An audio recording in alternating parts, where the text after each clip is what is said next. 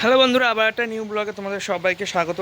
তো আজকে অনেক দিন পর 2-4 দিন বৃষ্টি হয়নি, কিন্তু মেঘলা মেঘলা ওয়েদার ছিল আর কুয়াশা ছিল প্রচুর, যার কারণে আজকে রোদ বেরিয়েছে প্রায় 2টো বাজে এখন। আর একে কনকনে রোদ বেরিয়েছে, একদম তরতাজা। অনেক দিন পরে এরকম রোদ পেয়েছি। আর দেখো, আগের দিন যেহেতু মা বড়ি দিয়েছিল, সেই বড়িগুলো কিন্তু শুকাবে এখন। চলো তোমাদেরকে দেখাই। এই দেখো, পরিগুলো প্রায় কিন্তু শুকিয়ে এসছে। এই দেখো, তোমাদেরকে তুলেও দেখাচ্ছি। দেখো, উঠছে না, পুরো একদম শুকিয়ে গেছে। অনেকগুলো বড়ি হয়েছে বন্ধুরা। তো বন্ধুরা দেখো, আমি এখন চলে এসেছি ফুল তুলতে। আমাদের বাড়ি কিন্তু এই ফুল গাছটা আছে। এই ফুল গাছটাকে কী ফুল বলে অবশ্যই তোমরা কমেন্ট করে বলবে। তো এইদিকে দেখো, প্রচুর ফুল হয়েছে।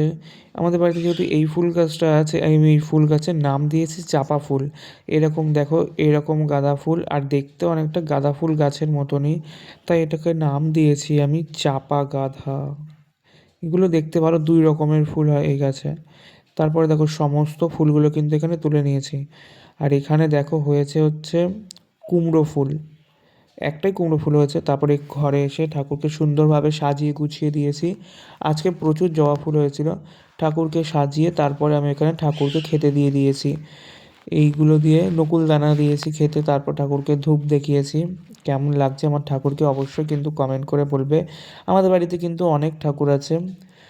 তো তোমরা যদি কমেন্ট করে বলো কী কী ঠাকুর আছে, অবশ্যই তোমাদেরকে একদিন দেখাবো।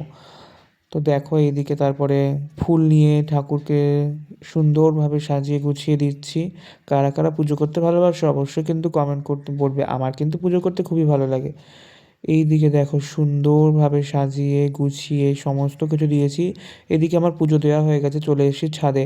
অনেক দিন পর যেহেতু রোদ বেরিয়েছে, তাই রোদে বসে আছি আর দেখছিলাম আমাদের বাড়ির পিছন দিকগুলোয় যে মাঠ আছে, সেই মাঠের সমস্ত সবজি হয়েছে। আর এখানে একটা নতুন বাড়িও হচ্ছে। তারপরে চলে এসেছি নিচে। নিচে এবার যাচ্ছি আমি রান্নাঘরের দিকে। আজকে মা বাড়িতে রান্না করছিল চিকেন। তাই মা যেহেতু এদিকে রান্না করছিল, তাই আমিও গিয়ে একটু খুন্তিটা নাড়লাম। রান্নাটা মাই করেছে। আর এদিকে দেখো, আমি এদিকে খুন্তি দিয়ে নাড়ছিলাম। আর চিকেনটা দেখতে কেমন লাগছে বন্ধুরা অবশ্যই কিন্তু কমেন্ট করবে। খেতেও কিন্তু সেই স্বাদ হয়েছিল।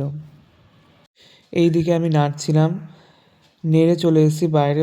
বাইরে এসে একটু বেড়াচ্ছিলাম। তারপরে বোন দেখি ডাকলো, ডেকে বলছে, দেখ মা চিকেন কষা করেছে, খেয়ে দেখ। তারপরে দেখো, নিয়ে আমি একটু টেস্ট করলাম। এত সুন্দর খেতে বন্ধুরা, একদম লাল লাল ঝাল ঝাল, দেখো একদম ধোঁয়া ওঠার মতন। তারপরে চলে এসেছি বাড়ির বাইরে। দেখলাম যে আমাদের একটা গাছে একটাই পেঁপে হয়েছে। দেখো বন্ধুরা, একটাই পেঁপে হয়েছে। অনেকগুলো পেঁপে হয়েছে, তাই একটা পেঁপে হয়েছে। আর এই বাকি যে গাছগুলো আছে একদম শুকিয়ে গেছে। শীতকালে তো জল পাচ্ছে না, তাই ভাবলাম একটু জল দিই গাছগুলোতে। এখানে একটা বড় তুলসী গাছ আছে। এটা কিন্তু এই গাছ থেকে তুলে আমি তুলসী পাতা পুজোয় দিই। আর অন্য একটা গাছ আছে, ওইখানে পুজো দিই। তো দেখো এখানে কত সুন্দর গায়ে ফুলগুলো। এই গাছগুলো দেখো পুরো একদম পাতা হলুদ হয়ে গেছে জল না দেওয়ার কারণে বন্ধুরা, জানো তো।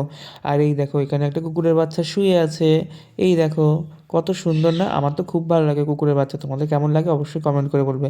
তারপরে চলে এসেছি ছাদে। এসে গরম গরম ভাত, সাথে চিকেন কারি, লাল লাল ঝাল ঝাল চিকেন, একদম তেলে খেতে একদম সেই লাগছিল। আর রোদে বসে খাওয়া, ও সেই স্বাদ বন্ধুরা। বাই বন্ধুরা, আবার নিউ ব্লগে দেখা হবে।